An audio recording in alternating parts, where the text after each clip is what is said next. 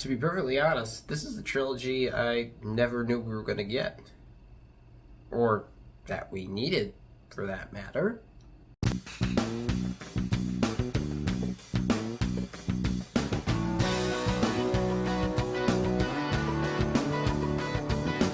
Magic Mike: The Last Dance was directed by Steven Soderbergh and it stars Channing Tatum and Selma Hayek.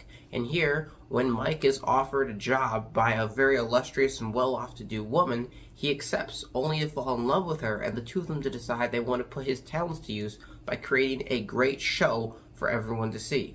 But when conflicts come into play from her family regarding their relationship, the two must choose over love, the show, and everything that surrounds the two of them. Magic Mike getting a second sequel and the third movie in trilogy is something that I was not expecting to happen.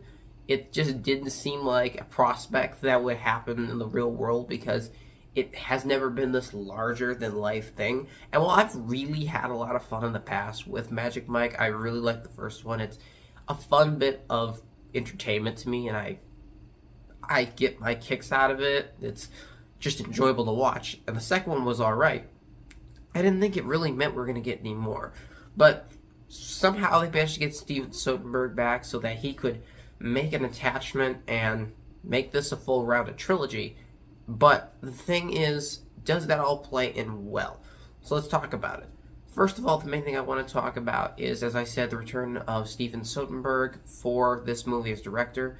You can tell his style is back in here, the way the camera works, the way characters are given performances. It's kind of similar, but the issue is with it that aside from his direction being back and a style that's so very, him and feels back to kin to the first one, pretty much nothing else is the same in here from the first two. And the first ones where we had guys like Alex Pettyfer and Matt Bomer, who were the other dancers who worked with him, who were his buddies, who had characters.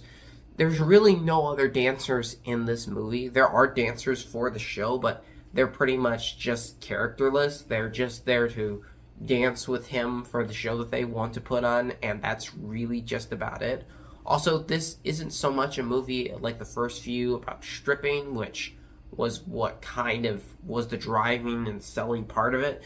This is more or less a movie about putting on a dance, like a literal dance. And that was another thing I was kind of like, okay, that's not quite what I was expecting. I mean, the trailer kind of shows that, but I think I was still expecting a little bit more going in. Also, I'd say of all the Magic Mike movies, this has the least amount of provocativeness to it. It's the least amount of, I mean, I'm a man who's straight speaking here, but it doesn't have the same amount of steaminess that the first one and kind of the second one had as well, which was another thing that they seem to pull back on in favor of this movie being more of a romance drama with that attached, dance.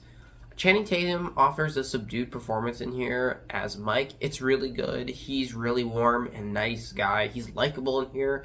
You really feel for him. My biggest issue is he doesn't necessarily feel akin to the same character we've had for the last two movies. He feels like Mike, but like a different version of Mike.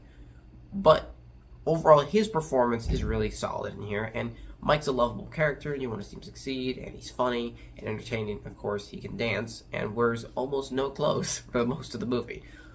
Selma Hayek, for me, is the show stealer. She has so much energy, and she brings so much emotion and power to the screen. She's really the person who helps this movie to just feel great. She has to do a lot, and she's the counter to Channing Tatum in that relationship on screen, and their chemistry works, but she's the standout, I feel like, out of this movie, more so than anyone else that's really in here.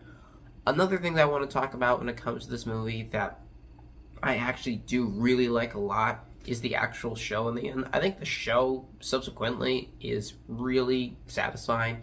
It's entertaining and it looks great on screen and the music's done well. So the part of the end is really well made, and that feels like the build-up was a good payoff. But beforehand, everything leading up to it isn't necessarily so much so, because again, the plot seems more focused on writing this. However, the movie's aware of this. I feel like the movie is kind of having fun at this point. It's not trying to take itself too seriously, which is a smart thing.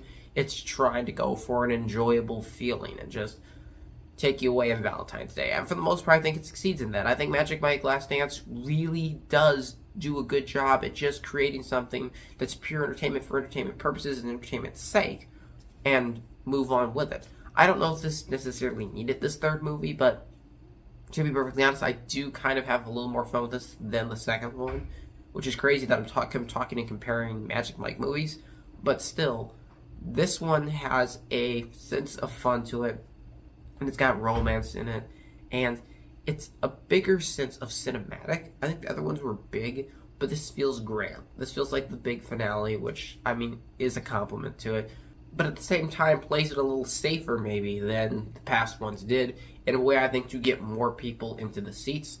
So Magic Mike is a bit of a mixed bag for me. I had a good time with it. I'd say if this is like something you want to take your date to, I recommend it that way. Otherwise, you're not missing much by not seeing Magic Mike The Last Dance in theater. It's satisfying, but it's not like anything out of this world. It's pretty good though. I'm gonna give Magic Mike The Last Dance a 5 out of 10. So thank you guys always so much for watching. I appreciate you, and I will see you all next time.